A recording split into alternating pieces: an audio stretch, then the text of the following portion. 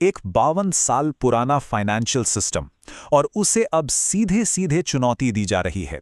Iran एक ऐसा कदम उठाने जा रहा है जो शायद पूरी दुनिया की अर्थव्यवस्था को हिला सकता है। तो आखिर हो क्या रहा है और इसका मतलब क्या है? चलिए आज इसी की गहराई में चलते हैं। तो आज हम क्या क्या देखने वाले हैं? सबसे पहले देखेंगे कि डॉलर को ये चुनौती मिल कैसे रही है। फिर हम समझेंगे कि ये पेट्रो डॉलर सिस्टम आखिर बना कैसे था। इसके बाद अमेरिका को इससे इतनी ताकत कैसे मिलती है, इस पर बात करेंगे। और फिर देखेंगे ईरान का वो कौन सा तुरुप का इक्का है जो वो चल रहा है, और आखिर में इसका हम सब पर क्या असर पड़ सकता है। चलिए शुरू करते हैं पहले पॉइंट से। आखिर ये पूरा मामला शुरू कहां से हुआ? ये सब एक ऐलान के साथ शुरू हुआ जिसने दुनिया भर के फाइनेंशियल मार्केट्स में हलचल मचा दी है। ईरान ने एक बहुत बड़ी लाइन खींच दी है। उन्होंने कहा है कि अगर तेल के टैंकर स्ट्रेट ऑफ हॉर्मुज से गुजर रहे हैं तो उनका पेमेंट सिर्फ और सिर्फ चीनी युआन में होना चाहिए। मतलब अगर किसी ने अमेरिकी डॉलर में पेमेंट किया है तो उस टैंकर को वो आगे नहीं जाने देंगे। ये अमेरिकी डॉलर की बादशाहत पर एक सीधा हमला है। अब ईरान का ये कदम इतना बड़ा क्यों है? इसे समझने के लिए हमें थोड़ा इतिहास में जाना पड़ेगा। ये जानना जरूरी है कि ये पेट्रो डॉलर का पूरा सिस्टम जिसकी हम बात कर रहे हैं, ये आखिर बना कैसे। तो कहानी शुरू होती है 1971 से। उस वक्त अमेरिका ने एक बड़ा फैसला लिया। उन्होंने डॉलर को गोल्ड स्टैंडर्ड से हटा दिया। क्यों? क्योंकि उन्हें वियतनाम युद्ध जैसे खर्चों के लिए और ज्यादा पैसा छापने की जरूरत थी। इसके ठीक 3 साल बाद 1974 में अमेरिका ने सऊदी अरब के साथ एक ऐसी डील की जिसने सब कुछ बदल दिया। देखिए, डील बहुत सीधी थी। अमेरिका ने सऊदी के किंग फैसल को मिलिट्री सुरक्षा और लेटेस्ट टेक्नोलॉजी देने का ऑफर दिया, और बदले में क्या मांगा? सिर्फ एक चीज, कि सऊदी अरब अपना सारा का सारा तेल सिर्फ और सिर्फ अमेरिकी डॉलर में बेचेगा। और बस इसी डील ने पेट्रो डॉलर को जन्म दिया। और इस एक डील से एक ऐसा लूप बन गया जो आज तक चल रहा है।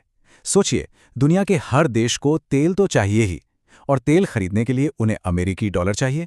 तो सब देश अपने सेंट्रल बैंकों में डॉलर का भंडार जमा करते हैं, और जब उनके पास एक्स्ट्रा डॉलर हो जाते हैं तो वो उसे कहाँ लगाते हैं? वापस अमेरिकी सरकार के बॉन्ड्स यानी ट्रेजरी में। इससे डॉलर की डिमांड हमेशा आसमान पर रहती है। तो ये सिस्टम सिर्फ पैसे बनाने की मशीन नहीं है। नहीं, इससे अमेरिका को एक ऐसा हथियार मिला है जो शायद किसी भी मिलिट्री हथियार से ज्यादा ताकतवर है। और वो हथियार है इकोनॉमिक सैंक्शंस, यानी आर्थिक प्रतिबंध। देखिए, जब भी अमेरिका को कोई देश पसंद नहीं आता या वो उसकी बात नहीं मानता, तो अमेरिका उसे डॉलर सिस्टम से ही काट देता है। मतलब वो देश ना तो इंटरनेशनल पेमेंट के लिए स्विफ्ट नेटवर्क यूज कर पाता है, और ना ही तेल खरीदने बेचने के लिए डॉलर हासिल कर पाता है। नतीजा, उसकी पूरी इकोनॉमी ठप हो जाती है और उसे मजबूरन अमेरिका की बात माननी पड़ती है। तो अमेरिका के पास तो डॉलर का हथियार है, लेकिन अब देखते हैं कि ईरान के पास ऐसा क्या है, वो कौन सा तुरुप का इक्का है जिसके दम पर वो अमेरिका को चुनौती दे रहा है। ईरान का वो तुरुप का इक्का है स्ट्रेट ऑफ हॉर्मुज। ये एक बहुत ही संकरा समुद्री रास्ता है, और ये इतना जरूरी क्यों है? क्योंकि दुनिया का लगभग 20%, जी हां 20% तेल इसी रास्ते से होकर गुजरता है। और अगर इस 20% को हम पैसों में बदले तो आंकड़ा है लगभग $1 ट्रिलियन। जरा सोचिए, हर साल $1 ट्रिलियन का तेल सिर्फ इस एक पतले से रास्ते से निकलता है। यहीं पर ईरान की सारी ताकत छिपी है। तो अब सवाल ये उठता है कि इस रास्ते पर सबसे ज्यादा निर्भर कौन है? कौन है वो देश जिनकी सांसें इस रास्ते के खुले रहने पर टिकी हैं? वो है चीन, जापान, भारत और दक्षिण कोरिया। मतलब दुनिया की कुछ सबसे बड़ी और पावरफुल इकोनॉमीज की एनर्जी सप्लाई इसी रास्ते से होती है। तो अब आते हैं सबसे बड़े सवाल पे। क्या होगा अगर ईरान का ये दाव चल गया? अगर देश युआन में तेल खरीदने लगे तो यहीं से शुरू होता है असली खेल, एक फाइनेंशियल डोमिनो इफेक्ट। तो देखिए, बदलाव बहुत ही सीधा और सिंपल है, लेकिन इसका असर बहुत बड़ा है। अभी तक सिस्टम क्या था? देश तेल खरीदने के लिए डॉलर खरीदते थे और बचे हुए डॉलर को अमेरिकी बॉन्ड्स में लगा देते थे। नया सिस्टम क्या होगा? देश तेल खरीदने के लिए चीनी युआन खरीदेंगे।